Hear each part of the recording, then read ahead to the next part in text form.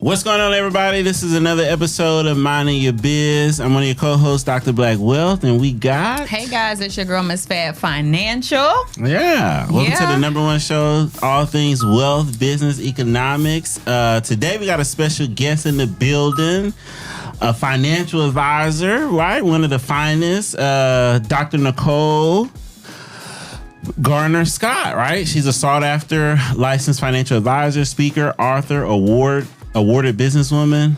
Wow. Nicole received her undergraduate degree from Georgia State University, her MBA in entrepreneurship, and was awarded honorary doctorate recognized for her work in business, right? She's a mother, wife, a native of Atlanta, a TEDx speaker. Woo, has been recognized for her entrepreneurship entrepreneurial innovation by the White House under Obama administration. We got a little, ow. Her work as a founder of her national financial planning practice takes a unique approach in her practice by helping people achieve financial security through holistic, integrative planning. And with that, we're going to get right into it. How you feeling today? I feel good. And I'm excited to be here with both of you. Yeah. Energy high and everything. Yeah, we're excited. We like to talk about money and business. This is our jam. So we are not going to be bored here. Yeah. But for some people who may not know exactly what a planner is or what you do, let the people know exactly what is it you do.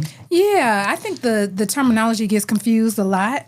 And so thank you for giving me the space to just really fine tune. And also, too, there's so many spaces under the financial umbrella that you just really got to talk to that person and say, okay, so what is it that you do? Right. But for me specifically, we do a lot of wealth planning, wealth design. And so that means we're looking at your entire scope of your life and seeing how do we make sure that when you get to the end of life, it was what you wanted it to be. And what are the things that you know are coming your way? What are the blind spots that you have? What are the risks that are in place that you might not be tracking to? And what are the areas you might need to be pushed in a little bit to really make some things happen in the way you want it to? So we do a lot of that. There's tools that we utilize from insurance structuring to investments to retirement. It sounds boring. It sounds like, everyone talks about that, but it's tried and true ways of getting you to that goal. So I love that. It's a mixture of that. Designing what you want your life to look like at the end. Mm-hmm. Right? No, that's pretty dope. I mean, most people would think, I feel like most people think finance is boring. So how did you even get into it? Like, how'd you stumble on being a planner? Is it something you knew you always wanted to do, or? In regards to being an advisor, it was not something I always wanted to do. And I cannot say that I was good with money when I was young. I wanted money all the time. That's right. I was entrepreneurial from very young. Like, I ran all the little businesses. I did all the things. I really did not want to ask my parents for money. They had their own things they were building. They had my brothers, and I really early in life, I tried to figure out how to be as independent as I could be. So the entrepreneurial side was very much there. But in hindsight, it was a lot of ambition with no structure. And so with that, as I got older, I started to be around what I call my wealth mentors. I was introduced to them really in my college journey, around women who helped me really understand the language of money. And so I knew the surface level of money. I was like, great, you bring it in and you get what you want. But as far as the capacity and how to leverage dollars, that was a completely different chapter I needed to learn. And so as I began to learn that, I realized that it was a lot of gatekeeping when it comes to wealth building. And it's a lot of misinformation. My background before I got into finance was in marketing and PR. So I was really, really good with messaging, helping people understand, breaking down stories, et cetera. And I brought that skill set into the world of finance. When I was really introduced into the advisory and wealth management side of finance, there are barely any women that look like myself or women that look like you in this space. And I feel like that is why so many people stop. When it comes to using other providers, you might not care what they look like, but when it's your money, it's very much like, can I be very honest with you? do you understand the cultural nuances? Do you understand mentally where I am with this? Do you understand what I'm saying without saying it? And so you had this large gap that was missing women who could talk through that. Like the dynamics have changed so much, you can't even really talk to your mother about some of the things you go through. Like most of the women that I talk to are the breadwinners of their household. That's not a reoccurring generational factor. For sure. This is very much, you might be the first family in your bloodline where you've outpaced the man at that level. And so that brings a whole nother set of dynamics into the family. And then who are you talking to about that? And you cannot talk to a typical person in finance because they're like, well, like, what does that mean? Or what? Who cares? Or, that's a dynamic that is not really being opened up. But in our space, with all of us, we understand, hey, that is so many other levels of complexity that's there. Definitely. Love that. That's good. Love that. You mentioned something that I wrote down. I love ambition with no structure, right? That should be on a t-shirt. I think we all are, you can see, you want something, but how do you get there? Yeah. What did you, I guess, mentors or things you put in place to get that structure, right? You knew you were like, hey, this is the space I want to be in possibly, but how do you structure if you don't know, where you should get it? I would say probably the defining moment where I understood that structure was needed and that I needed to apply it.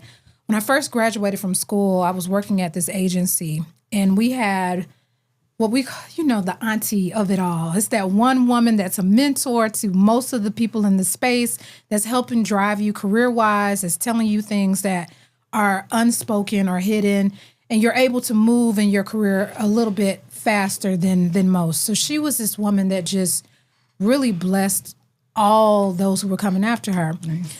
And I remember getting to a point where the company had to downsize, and she was probably one of the top paid people there. So clearly cut her salary because that's going to make a large difference in just overall output.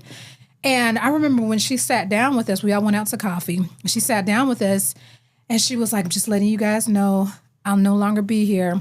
And we were stressed. What are you going to do? Oh my gosh, like your life is going to change. And she was like, little girl, I'm fine. I've been planning. She was like, I am fine. My life is very prepared for this moment. And at this point, I just got to figure out what else I want to do. Nice. But there was no stress attached to it. Prior to that moment, money had always seemed like stress on the other side. If there was a large change in life, if there was something unexpected, if college ended up costing more, if there was a scholarship loss, if someone got hurt, if there was a job, it was always trauma on the other side of that. That was my first time seeing that there was this beautiful side to being very intentional with your life design. And I still talk to her this day, and she has her flat in Paris. She is always on a boat somewhere. She just made very intentional decisions. Financially, love that. And that was when I really started to get into my mind. There is what's happening now, and there is the version of what your future is, and you have to pour into both of those at the same time. And if you don't, then more trauma. Love that. Love that. No, it's pretty. Listen, I think we are in a space, especially when it comes to minorities, Black women, right? All the affinity groups, where you have a lot of people who are trying to understand money, and then we have to talk through people's trauma behind money, right? Because everybody has a money origin story. And at the same time, we are, like you said, the first to be put on our shoulders where we're making a lot of money or starting businesses that are profitable. And all this is happening at the same time. So as I'm just thinking as an advisor, to be able to navigate conversations in all those spaces, like how are you doing that? Or what are you telling these people who are your entrepreneurs, your breadwinners that are trying to figure it out? They know they can't talk to their parents because you just don't understand, right? Like my mom calls me all the time. Like, I guess I got to call you because I don't hear from you. I'm like, it's not on purpose, right? It's just, I'm on a specific mission, right? So how do you kind of navigate? You better call your mom. I do. I have a son. I got to talk to her this weekend. My son is 6 and a half. The grandkids. And I tell him every day, when you get older, you better call me. I know that's right. That's how she be. She be like, you don't call me. That in his mind now. You better call your mom. Especially with the boys. Right, plant no seeds. Especially with the boys. Because you go out, you know what I mean? I got a wife, kids. It's no don't disrespect, do that to your mama. Because if my son did that to me, I'll be heartbroken. TJ better not. I'm going to say, for real, it's no, like, it's not like that. You know what I mean? But it's sometimes I just get caught up. Like, you know what I mean? If it's not, the kids we got 4 kids. So the kids going somewhere, doing something, work, it's like always something. So, but I do need to get better. That's what one of my focuses this year is, just intentionally grow in all areas of my life. Mine too. And just to add to that, I recently became like the family historian for my family. Right? Okay. So like I'm taking charge of bringing all the things together, putting all the things in place. But I recognize that the legacy that we're always talking about, legacy and generational wealth and those different things, and almost to the point that the words have lost their meaning because they're so overused. But a part of that legacy is your mom's stories, is her being around the children, etc. Sure. And so when we're thinking of those legacy moments, it's intergenerational, and it makes your kids care more because there's this generational separation that happens. So it's funny, like people will come into my office and say, generational wealth, that's what, and then when we really break down what it takes to accomplish generational wealth, they're like, forget those kids. All right. Like, so they gonna have to figure it out. Right. I figured it out there. And the thing is, like, it takes so much intention to really create generational wealth. Yeah. I saw this video the other day where this guy was talking about generational wealth is too aspirational for our community, where it was like it's too far out and it makes people lose sight of the small things to try to get to that. It's like, if I can't pass down millions to my family, you forget about all the other moments. And so to take that to the next level, I want to say generational wealth is not out of our reach, but it will take a level of being okay with not getting the thank you now. Yeah. Like, you might not get the thank you while you're alive. And all of our generations leading up to this were fine with that. Like, all of the ways that they compounded on energy, the way that they set the tone, the way they fought for things, is because they just knew it was what they were supposed to do. But it's 3-4 generations before many of them, before we even appreciated it. Of that labor. Right. Yeah. If we didn't even chastise them while they were doing it. And so even when it comes to us, it's going to be that heightened level of you're not going to get a thank you now for a lot of that. I didn't even give my mom her proper thanks for motherhood. I always appreciated her, but not until I had my son. And I was like, "Ooh, girl, you did that. Yeah. Like, you really did that." Appreciating their start. How many of y'all? You said you and your brothers. Yeah, so it was 3 of us. 3 of us. Yeah, it's a lot. So even her never making me feel like bothersome or anything, because you have those other 2 and they're taking both of your time. My parents did a really, really great job. Yeah. But I didn't realize the emotional sacrifice until way later. I'm giving her thanks way later in life, you know? No, it's definitely a thing for sure. And you're talking about behaviors. As a planner, what is the number one thing, because you're saying investing in the now and in the future. So what do you tell, especially us, our people that are like, hey, you got to delay that gratification a little bit. Like, how do you get them to buy in to the plan so they can have a later, that they dreamed of? Well, I think that for many of us, we operate out of fear and out of emotion. And also we operate out of what we call the shiny next object syndrome, where especially in a city like Atlanta, and I know that your audience is nationwide, so apply this to any major city. The city's energy is constructed to take as much of your money as possible on a day-to-day basis, right? So if I left this podcast and I drove out, it would be 20 things I could probably invest in just to make it to the expressway. Yeah. Like, I would look up and see the billboard. There would be a flyer there. There would be I would cut on the radio, all these things. But most of them are, one, way too risky for the average person, right? So as you start to understand your risk tolerance, as you start to understand what is it that you're trying to accomplish, many of those things outpace that person's risk tolerance at the highest level. Like, everyone's so scared of the market. Yeah. But some of the things that you're invested in, like your cousin's daycare, and she doesn't even show up to work, on the plate, that's way more volatile. That's all risk, no play. Let's be clear about that. That's way more volatile than what's happening. 100%. But you're not looking at it in that way. Yeah. And also because it's been, lack of exposure. Even if your family was very much in the market and you were too, when I do have clients that are multi-generational as far as exposure, the conversations still weren't had at that level. So there's still this veil that's in front of many people as far as they know the right terminology. Like, if you to bring them on this podcast, they would keep up with you in conversation. What does that really mean when they get back home? What does that really mean to what they're trying to accomplish? There's still a very large gap as far as understanding for them. Yeah, and there's so many levels to it. I'm thinking, because I'm sure you're working with people from individuals up to business owners, right? People getting their first job up to millionaires. What would you find some of the commonality traits that are in, as it relate to money, right? Because I would think most of us, especially who are really new to money, we might have money, but your mindset is still, some of us, not all, right, at that level where it's almost like you don't have it. So either we save up too much, or we spend too much, or there's just like a weird relationship with money based on how you came into it. What's some of the common traits you're seeing in that connection, though? I would say, one,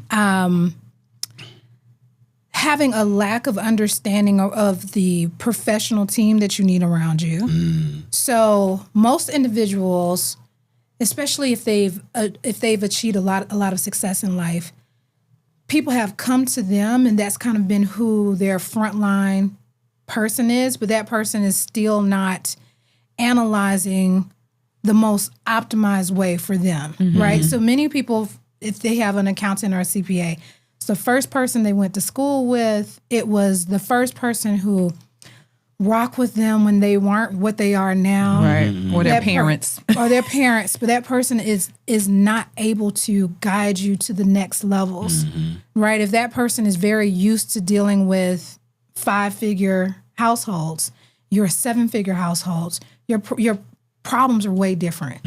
Your tax strategy is way different. Your dealings are way different.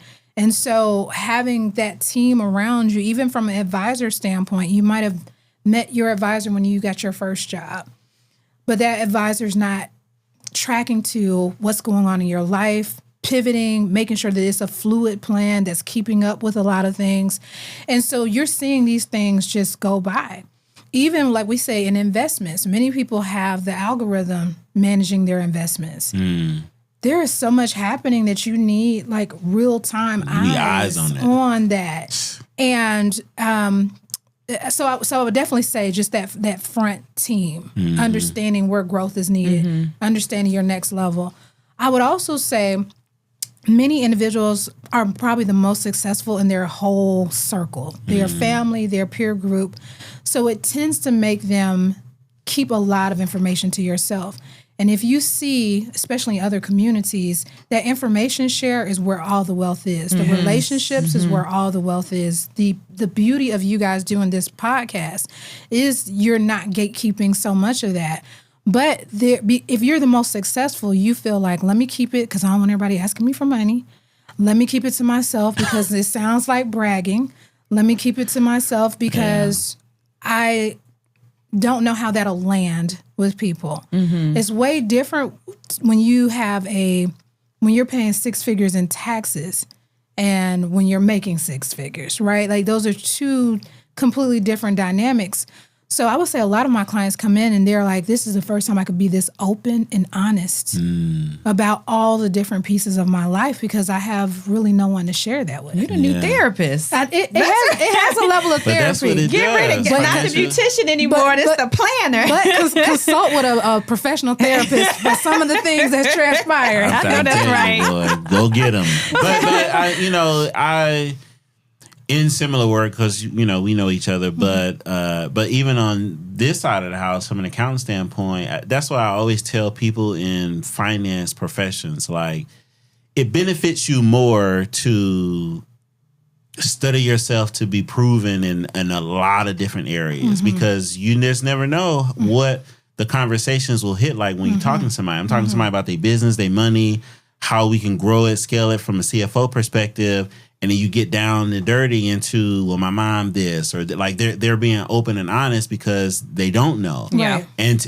as an advisor, I think, we're all in some capacity under, one, a fiduciary, right? But two, just you have to be that soundboard because you got to navigate that. Either you do what they need or somebody who do, right? Like, I can take your business and go from here to here from a CFO perspective. We can do the tax strategy on it.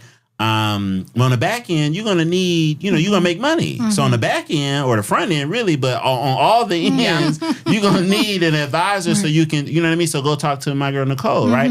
And if we're not fluid in that, I think we do ourselves a disservice as an industry. So it's a lot of trust that's been damaged in our community too. So I give empathy and space to that. Yeah. Right. So for every one person that's amazing, such as you guys, such as the excellence that our team tries to stand for as well, there's 10 people that person's already met that has compromised some things for them. So the last thing I would say is there's enough professional websites that you can check people's credentials. You can see, what they're about. You can see what's transpiring. You can meet with them and see if they're aligned with your life vision. Yeah. You can make sure that they're teachers at heart. Like, every time I hear you speak, especially like through your podcast, but just online, you're always teaching. You're always teaching. That's something I'm always about too. If someone's talking to you and it's to confuse you or to be way over your head, then that's part of the systematic things that have already taken place. You don't need to have them on your team just because they work with those you aspire to be like, if they're not the right person for you. Yeah. I agree. That's definitely that is good. That's an Atlanta lesson I learned for sure. Atlanta will teach you some lessons. That's definitely an Atlanta lesson. But I also think that definitely kind of highlights a deeper theme that sometimes we assume and don't interview and do our own due diligence because of the people that they have potentially worked with or that they're aligned with, right? And so you gotta do your own due diligence. For sure, because I think, what my mom would say, anything you're trying to do, look for it 3 times over. If you're trying to find a plumber, interview 3. If you're trying to find this, but in our finances and other things, we'll take the first person, or even if someone was referred to you, still interview, still look into the people that you want to do business with. There's nothing wrong with that. I think sometimes we just take it and go, all right, well, they look like they work with those people. Yeah. They're aligned with those people. And do they see you and do they hear you? Absolutely. Because I even think, being a woman in this space, many of my clients are pre-retirees, retirees, just have lived some life by the time we've met. I'm asking questions like, have we considered saving for fertility planning? What does this mean if you choose to be childless by choice? Yeah. If this is your second or third marriage, these are pieces that are a part of the story that get looked over, but they're dynamic shifts within that. I love that. And a male advisor may not think of that. Like, hey, that's a very important thing. You need to save or think about your future in that regard. I love that. Yeah, I mean, that's good. I'm gonna leave it alone. I'm gonna definitely leave it alone. That's right. But now I support it. You know what I mean? I'm gonna stand my box. It's a line item that you're gonna help them. Right. So now you're gonna hit check. Okay. I didn't think about it at that moment. And for many people, like life is going to life. These moments are gonna happen. Yeah. Why not we just sit down and be very honest about it instead of instead of, and this can go into another direction. I know we don't have time today, but if I meet you, I'm like, make sure you get a prenup. And of course, that's controversial, etc. But the data shows that it's in everyone's favor to do such. And if the marriage lasts, beautiful. Then you at least still have a document on what's important to both of you, what that looks like, etc. But with a lot of things in finance, home ownership, businesses, investments, etc., no one's on the same page. No one's talking. No one's open. It's assumptions. Even, let's say, for instance, some of the even in the tech space, the husband and wives can be on completely different pages. They don't be playing. I ain't following it. It's mostly the women. Yeah. I don't never hear. About to bring me down. No. I don't never hear. No, listen. That's how they be. And I never heard it from a man, but from the women, I'm not doing it. Well, they probably he can do his own stuff. You gonna have to get him later. I be like, but y'all supposed to. And that's why I love that you're doing the podcast too, so that you encourage more men to get in the conversation. Yeah, they don't. Because over the last few years, more and more men have been stepping out of the conversation. Yeah. When we're thinking of generational wealth, it's going to take the merge of everyone working together. Yeah. And it's for a lot of cases, it is one person wanting to move the boat forward. But if the other person is going in the opposite way, the boat's just staying there. Yeah. So there has to be that. And I was going to say, a part of like our overall system, we call it the private wealth edit, where we get really customized with the person. But that is so good for whatever relationship, if it's a marriage, whatever that might be, to have some of those tough conversations. If someone's mother gets sick and needs to move in, is that fine with everyone? Because one spouse will be like, of course my mom's moving in. For sure. And the other spouse will be like, moving in with who? Moving in with who? Put her in the we might have to move some stuff around and put her in at home. And that's usually people's first time having those conversations. Yeah. It's like... you don't think about it. And it's so much beautiful to think about that before you need to think about it. Then waiting till these times come and the emotion, and that strains the entire relationship as a whole. For sure. We'll probably close out with this, like, specific to business owners, right? If I'm a business owner, we're making, I don't want to put a number to it, but if I'm a business owner, family person, right? What are maybe 2 or 3 things I should be looking at doing from a financial planning standpoint? He's asking for him. He always gets 100%. Free advice 100%. every time. I think that's so most people know my background. I live this world. So it's not foreign to me, right? Me and Nicole are just great friends, right? So I'm just, if I want to know, I'm sure somebody in the audience want to know, because I have these conversations all the time. Yeah. Like, what are the top 2-3 things I need to be worried about, right? Because I got my business. I'm thinking about cash flow. I'm thinking about everybody got to pay out. Like, I'm the last person on my list that I'm thinking about, man, maybe I should put some money for this, or the kids might need. I'm just paying stuff out. I'm just so used to, you know what I mean? Like, what are 2-3 things I should ground myself around to be focused on as I'm building? I think what's very important is, one, once you become a business owner, you don't have an HR department per se, or you might have HR, depending if it's a larger scale. But you have to be intentional about putting that in. But what happens is most business owners start moving without having any infrastructure around the risk that the business might get into, the growth of the business. So with a lot of business owners, it's like, okay, what's your retirement strategy? A lot of people assume they'll retire off the business, but there needs to be contingencies in place. Who says that the business will continue to do well 20 years from now? Who says that someone will buy it the way that you feel like it, will be? And at that never. rate, almost never. And will they buy it at the rate that you're thinking? Right. Like we see Piedmont Wellness coming in and taking over all of these doctors' offices, and they're not giving them top dollar for the buyout. So that might change your retirement plan. It's a lot of right now we're getting flooded with calls because a lot of our clients, their parents were federal workers, and they had their retirement set up. They had 3 more years to go, 4 more years to go, and it's a vast life change that's happening right now. There's many people who are this close to retirement, and now your 401k looks a little bit different. All these different things, when you're a business owner, is you're responsible for you. There's no other department, there's no other piece that's going to make sure your future is okay. So you have to sit down with your team and start to figure out, how am I planning for the future? Second, I think we see a lot is that businesses they're forgetting all the things they need to have in place for the what ifs, because the what ifs feel expensive, right? Insurance. Yeah, the what ifs feel expensive. It's like, that insurance seems pretty pricey right now. That's something we can get back to later. And then something traumatic happens that completely wipes out the whole thing. And all this blood, sweat, and tears, you get none of that back. Your clients aren't like, we'll root for you for 3 years while you get it back together. They've moved on to the next. So, just really assessing your risk and being on top of that.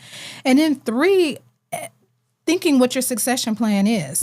A succession plan doesn't just happen when you're 2 years ready from stopping. It's integrated in how you build out the entire plan. So maybe your children are not going to be interested in this. Maybe, if something was to happen to you, your wife will have no interest in this whatsoever. Yeah. There's a lot of deep planning that needs to happen for this to carry on in the way that you foresee it to. For sure. Those are good. Succession planning for sure. Yeah. So retirement. Retirement, thinking insurance, mitigating risk. Yep. And succession planning is really good. Yeah. All right, y'all. Listen, this was a really good conversation. I feel like we could have go. We're gonna have to do a part 2. Let us know what's happening, what's going on with you, anything new coming out for you. And let the people know how they can reach you. Yeah. Socials or books or tours. What's going on? Okay. Well, social is at Dr. Garner-Scott, DrGarner Scott. I'm very active. I answer a lot of questions, etc. A lot of my financial advice you'll find on LinkedIn. So come back on over to the LinkedIn side. Right. In regards to that. Also, I was telling you, I'm a wife, I'm a mother. So right now, it's just getting through the school year, getting these summer activities in place and everything else. I really am big on protecting my peace and my boundaries. Probably because of the space that I'm in too. Like whenever something's a dire need, clients will tend to make their immediacy your immediacy. Right. So I'm really big on boundaries. And if you plan properly, we don't get into these fires a lot with everything.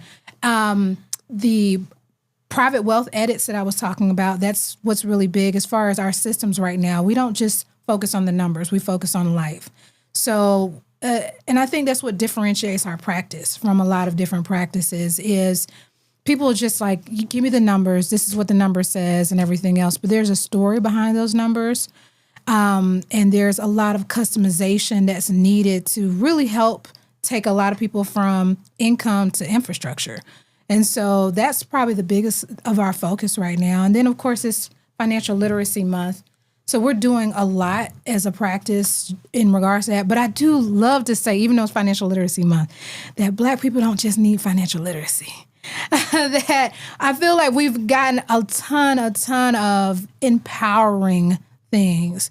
But there's this point now where everybody's ready collectively for phase 2 and phase 3. Yeah. And through this month and just ongoingly, we're talking about phase 2 and phase 3. There are a lot of successful African Americans. 100%. And people continue to either think, oh, they're fine, and not give any support or nourishment to that, which is very unfortunate, or there's not enough spaces to really talk to that dynamic because of culturally how we've all been brought, which is so much segmented, around it. And so we delve a lot into that. I'm constantly traveling to different markets and speaking. So on my socials, you'll see just those different talks and things coming up. Cool, man. Well, that was good. So, wrap, y'all. Listen, don't forget to like, share, subscribe. Let us know feedback. What you thought about the episode. Did you learn a thing or two or three? You should have. And we'll see y'all next week. Peace.